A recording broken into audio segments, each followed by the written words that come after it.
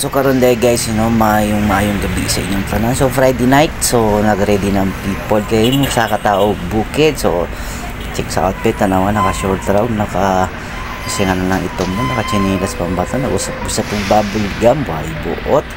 So mga guys, nahuwat ko sa akong mga kauban para musaka sa bukid. So naan na alas 5 pa lang sa kadlaw, ni saka nami sa bukid sa Sambales sa may San Narciso yan guys, sa Mount Kapigpiglatan mao man siguro na.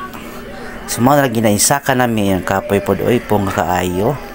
So akong kauban na sila si Beshi na guys. Saka-saka nami sa bukid. Kapoy po no, kapoy oy. So dili guys, may lamdag na, so na nami sa Kalasangan.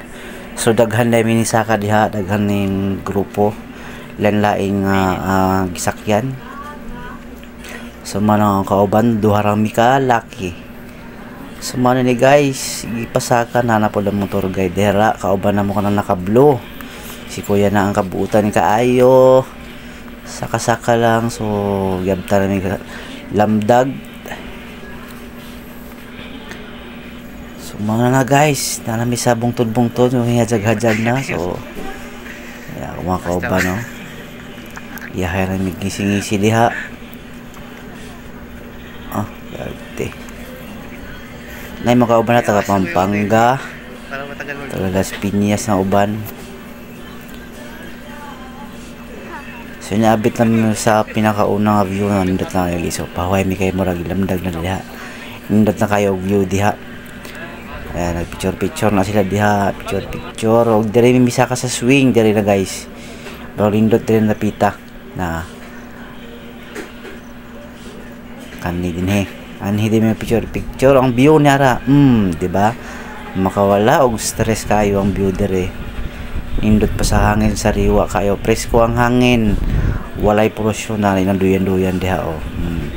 Makita po nimo ang agianan sa lahar, gikan sa Pampanga. Kana abi nimo suba na pero dili na suba nga mga buhangin na puting buhangin. Pero na po tubig na yanan. So nindot kayo view guys, kung gusto mo hiking, pwede mo diha. For beginners lang na magisaka diha. Pero sakto lang po sa kaon. Ayan. So saka-saka mi sa bukid kay medyo layo pa mambaktason na ni. So init kayo dala kay gamay rag puno sa kuan, gamay rag mga kahoy-kahoy. So init. Mga kauban no. Plaster kayo. Sinana guys oh. So pasaka na midang napita, hapit kay bukid bungtod kayo ang mga tuon, bungtod. So ikapoy na gero. Ay sige. Sumo na lagi na guys. Kay taga bukid banda kita hita. So waya na tog saka na bukid sa mga dapit-dapit sa laing lugar. So dara guys oh tanawa view pa. Tanawa. So paway sa diha. Indot kayo view diha guys. So tapos sa kinatasan nga mga tuon na sila nag-vlog pa sila. Paway pa mi diri kay hapit na may musaka sa pinaka-assault ko no nga yang gitawag og deciding kuan lugar kung gusto nimo musaka or dili. Kay sa kaon kaayo. Nara sa kaon. Adto pa na sa tumoy. Saka pa na dito. Hindi. Anong YouTube? Wala akong YouTube eh. Kaya ba, Besh? Kaya today? Pwede bukas na. Sumaan na lagi na guys. O yan. Mga na among sakaon guys. Saka medyo sakaon pa siya oh. Mga ang sakaon na. Tara na pa doon sa naiabot nila sa sakaon mo baktas pag yun may layo pa kay adoon na mo ang pinakasamit. So nanan sa akanami. So kaon sagbot ani kay pawas kalaay. Sumana na. Araw.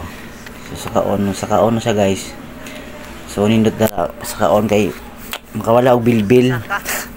Wala og bilbil. So first time na ako musaka og bukid diri sa Sambales no.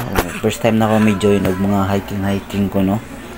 So nainganyo lang ko, so may uban ko akong itistingan. So kaya ramang pod kinaanad na po ko sa bukid sa among probinsya nga lagyo po ng baktason. So mo na ni guys, naabot na mi diri sa Banayad kuno. So ano, patag na ni siya. So hayahay na kayo ang dalan padulong sa pinakasamit.